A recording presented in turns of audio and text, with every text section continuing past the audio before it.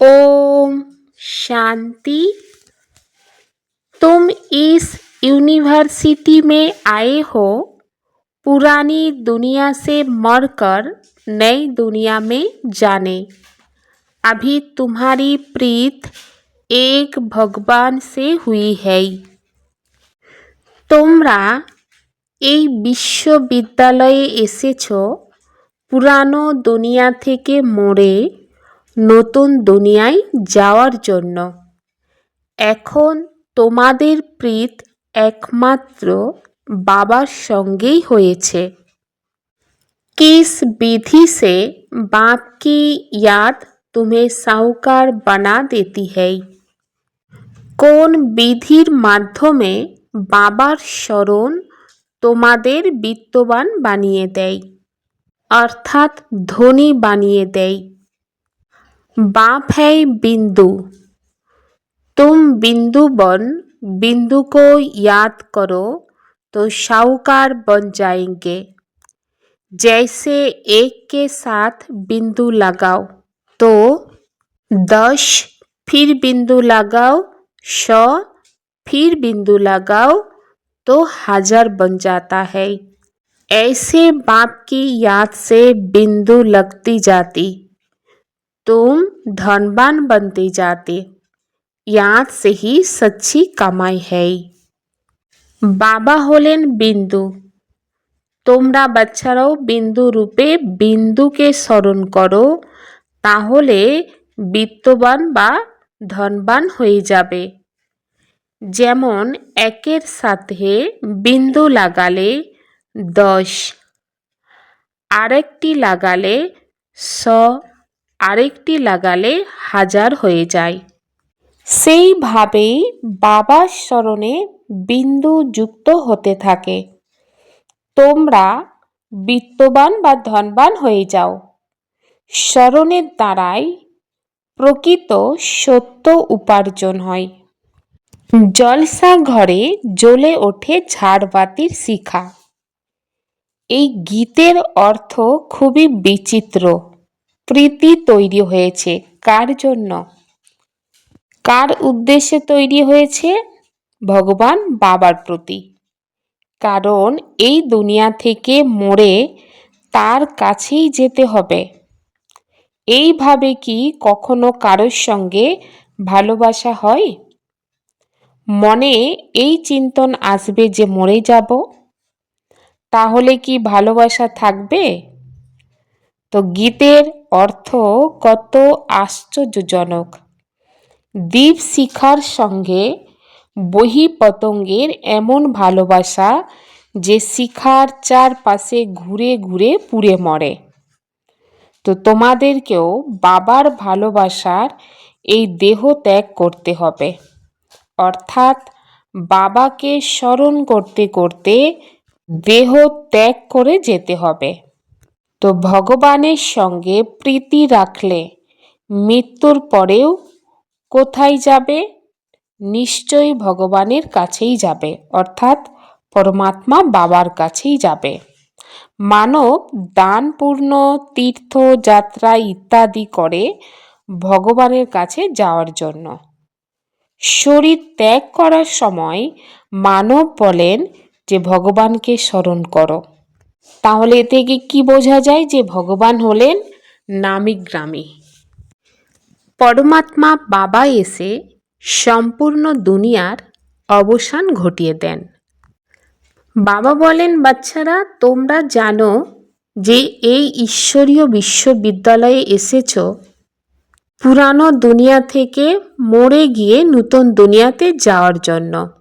কারণ পুরানো দুনিয়া হচ্ছে পতিত দুনিয়া, নরক, যাকে হেল বলা হয়েছে। বাবা নতুন দুনিয়াতে যাওয়ার জন্য পথ বলে দেন। শুধুমাত্র আমাকে স্মরণ করো। আমি হলাম হেভেনলি গডফাদার।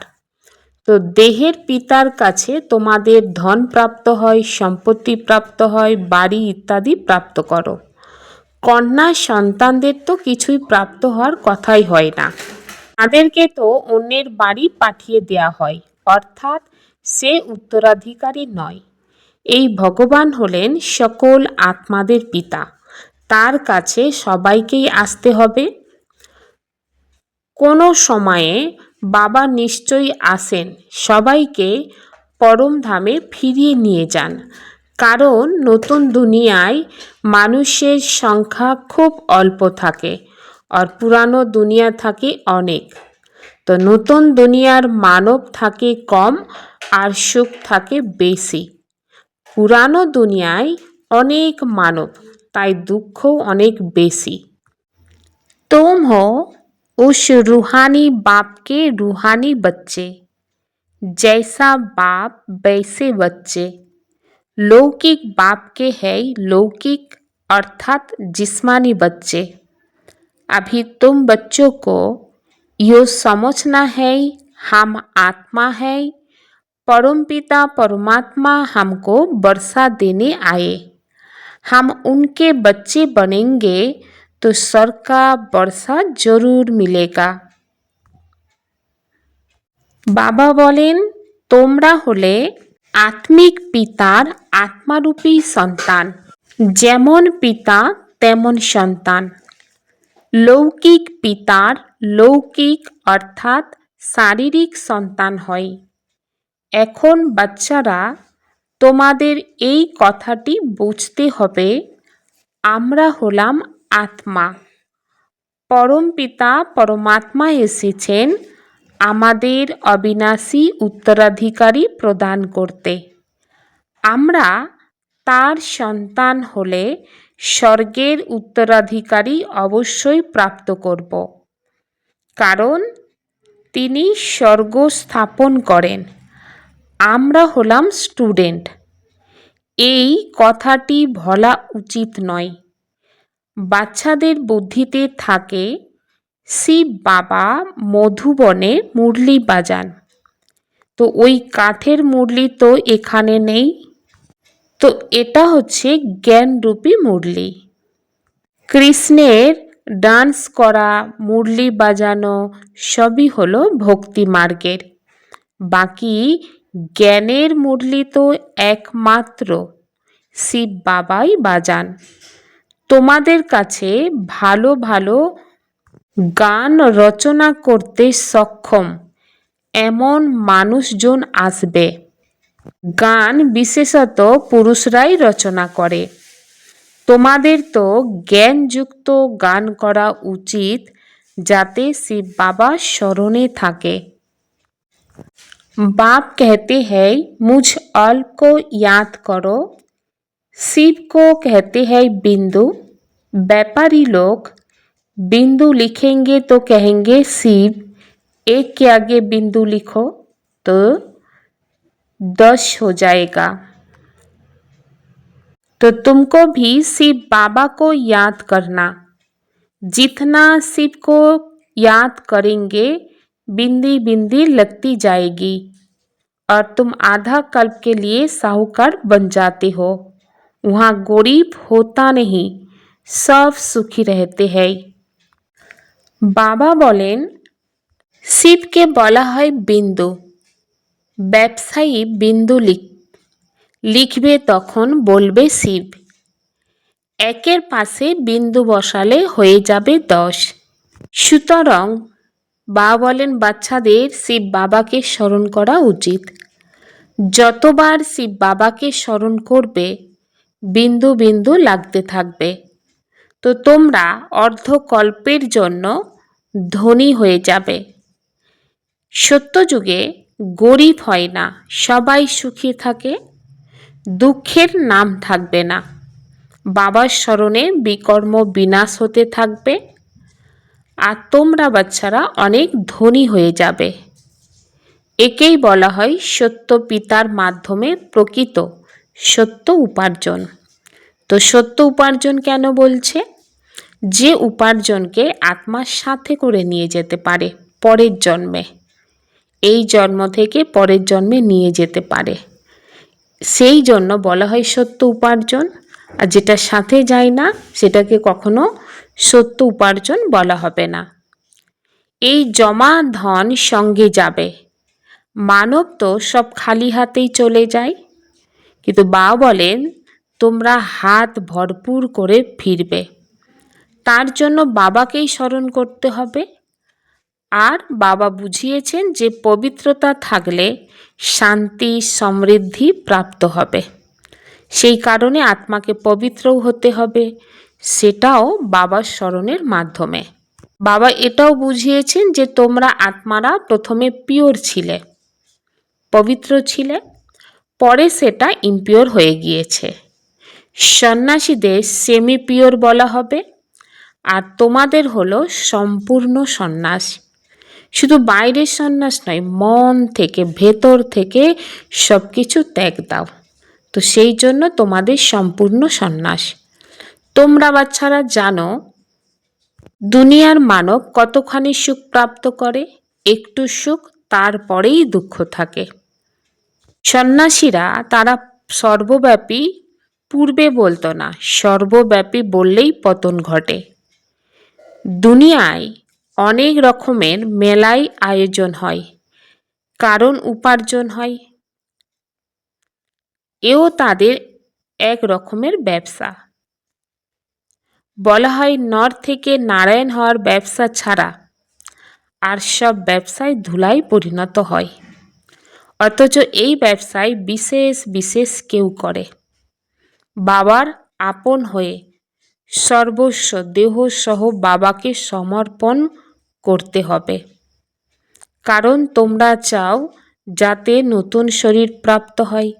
তাহলে শরীর দিয়েও সেবা করতে হবে, অর্থাৎ সমর্পণ হতে হবে।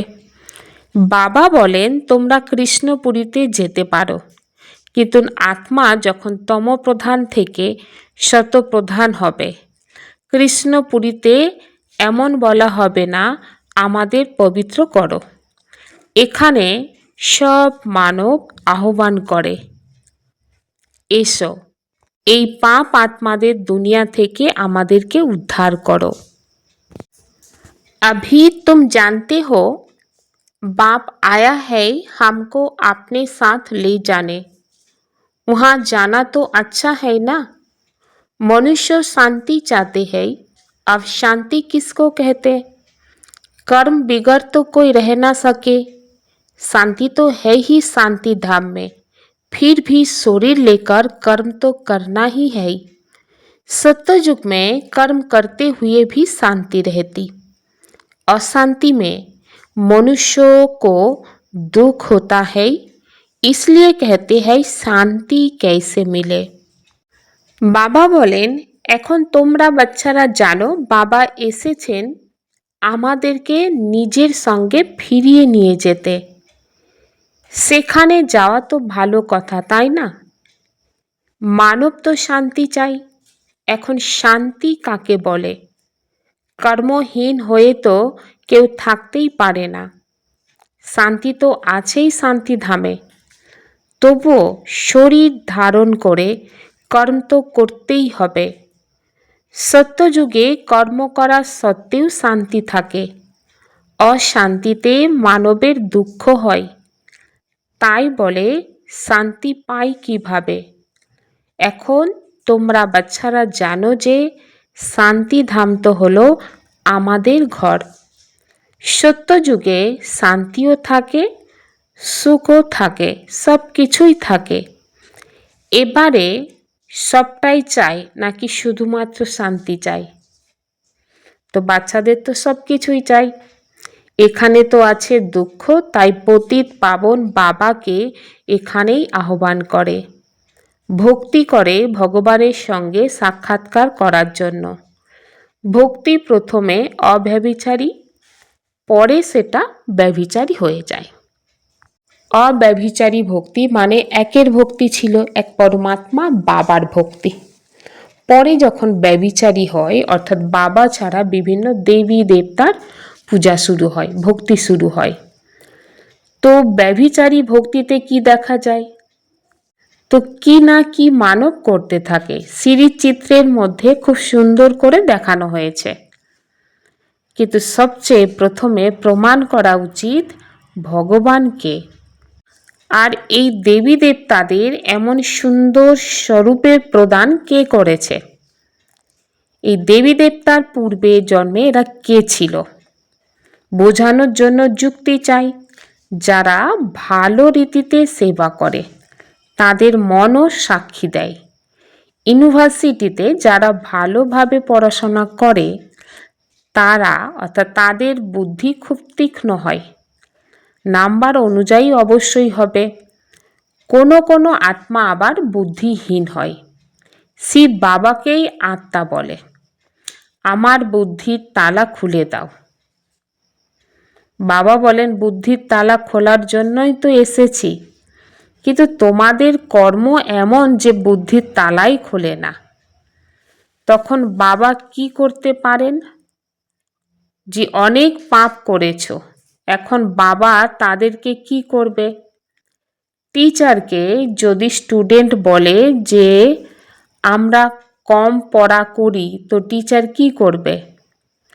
টিচার কোনো রকম কৃপা তো করবে না, স্টুডেন্টের জন্য এক্সট্রা টাইম রাখবে। তার জন্য তো নিষেধ হয়নি, প্রদর্শনী খোলা আছে, বসে প্র্যাকটিস করো। ভক্তি মার্গে তো কেউ বলবে না মালা জপ করো, কেউ বলবে মন্ত্র জপ করো। এখানে তো বাবা নিজের পরিচয় দেন। বাবাকে স্মরণ করতে হবে, যার দ্বারাই অবিনাশী উত্তরাধিকারী প্রাপ্ত হয়। অতএব ভালো রীতি বাবার কাছে উত্তরাধিকারী প্রাপ্ত করা উচিত। এতেও বাবা বলেন কখনো বিকারগ্রস্ত হবে না। একটু বিকারের অনুভূতি হলে বৃদ্ধি হয়ে যাবে। সিগারেটের ইত্যাদি একবার টেস্ট করলেই সঙ্গদোষের রং খুব সহজেই লেগে যায়।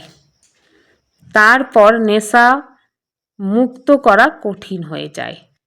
তো কত রকমের অজুহাত দেয়। কোনো খারাপ স্বভাব থাকা উচিত নয়, কুস্বভাব ত্যাগ করতে হবে। বাবা বলেন, জীবিত থেকে দেহের অনুভব ত্যাগ করে আমাকে স্মরণ করো।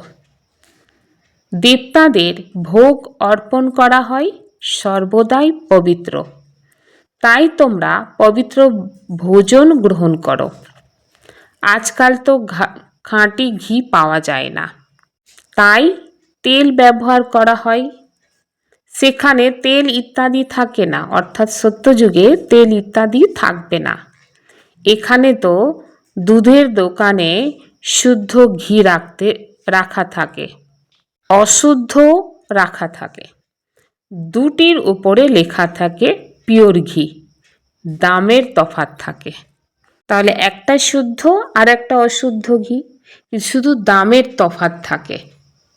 তো এখন বাচ্চারা, তোমাদের তো ফুলের মতন খুশিতে থাকা উচিত। স্বর্গে ন্যাচারাল বিউটি থাকে, স্বাভাবিক সৌন্দর্যতা। সেখানে প্রকৃতিও হয় শতপ্রধান। লক্ষ্মী নারায়ণের মতন ন্যাচারাল বিউটি এখানে কেউ বানাতেই পারে না। এই চোখ দিয়ে তাদের কেউ দেখতেই পাবে না। হ্যাঁ, যদিও সাক্ষাৎকার হয়, কিন্তু সাক্ষাৎকার হলেও হুবহু চিত্র কেউ বানাতেই পারে না। কেন পারে না? কারণ পবিত্র দেবী দেবতার চিত্র কোনো অপবিত্র ব্যক্তির তুলিতে আসতেই পারে না। তা যদি কোনো আর্টিস্ট সাক্ষাৎকারের সময় বসে বানায়, কিন্তু খুব কঠিন। সুতরাং বাচ্চারা, তোমাদের খুব নেশা থাকা উচিত। এখন বাবা আমাদের ফিরিয়ে নিয়ে যেতে এসেছেন। বাবার কাছে আমরা স্বর্গের উত্তরাধিকার প্রাপ্ত করব। এখন আমাদের 84 জন্ম পূর্ণ হয়েছে। এমন এমন চিন্তন বুদ্ধিতে থাকলে খুশিতে থাকবে। বিকারের চিন্তন একটু আসা উচিত নয়। বাবা বলেন, কাম হলো মহাশত্রু। এই জন্য দ্রৌপদীকে ডেকেছিল। দ্রৌপদীও ডেকেছিল, তার কোনো 5 জন স্বামী ছিল না।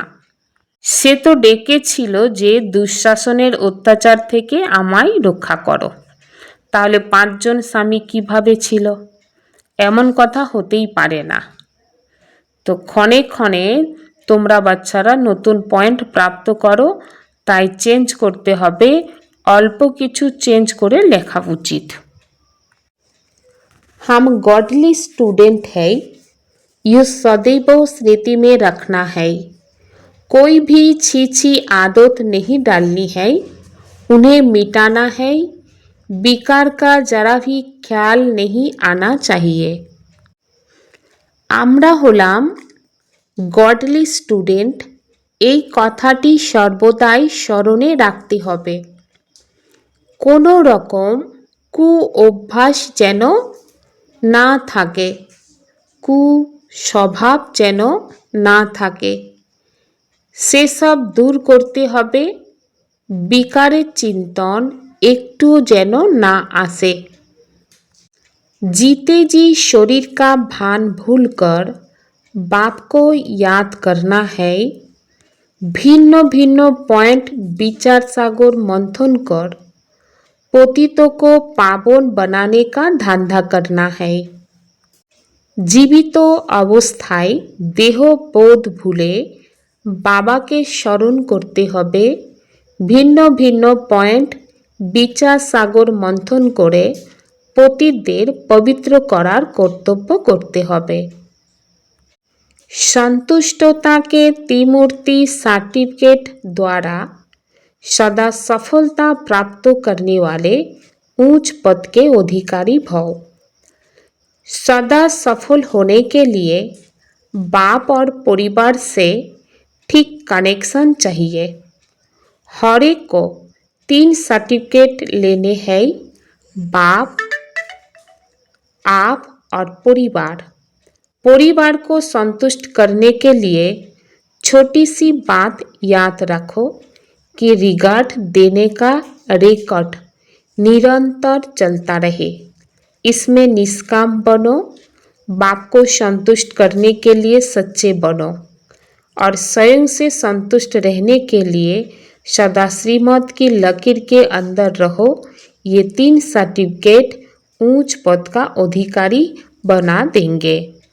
संतुष्टता त्रिमूर्ति सार्टिफिकेटेर माध्यमे सर्वदाई सफलता प्राप्तकारी उच्च पदेर अधिकारी होते हबे।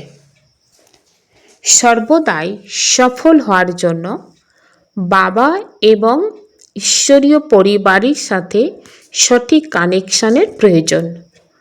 प्रत्येककेई 3टे सार्टिफिकेट निते हबे। बाबा, तुमी एवं परिवार। परिवार के संतुष्ट करार जन्य छोट्ट कथाटा मने राखते हबे। रिगार्ड देयार रेकर्ड जेन निरंतर चलते थाके। एते निष्काम होते हबे, बाबा के संतुष्ट करार जन्य सत्य होते हबे एवं निजेर प्रति संतुष्ट थाकार जन्य सर्वदाई श्रीमतेर गंडिर भेतरेई थाकते हबे। এই 3টি সার্টিফিকেটে उच्च पदेर अधिकारी करे देवे। जो चित्र को ना देख चैतन्य और चरित्र को देखते हैं, वही श्रेष्ठ चरित्रवान है। जे चित्र के ना देखे चैतन्य और चरित्र के देखते थाके, सेई आत्माई श्रेष्ठ चरित्रवान है। एकता और विश्वास की विशेषता द्वारा सफलता सम्पन्न बनो। एकता और विश्वासेर विशेषतार माध्यमे सफलता सम्पन्न होते हबे। जेमन सर्व आत्मादेर ज्ञानेर आलो देওয়ার জন্য सदैव सुभावना एवं कल्याणेर भावना राखो, तेमनि निजेदेर एवं दैविक संगठनकेও एकरस स्थितिते स्थित करे संगठनेर शक्तिके बाड़ानोर प्रयत्न करो।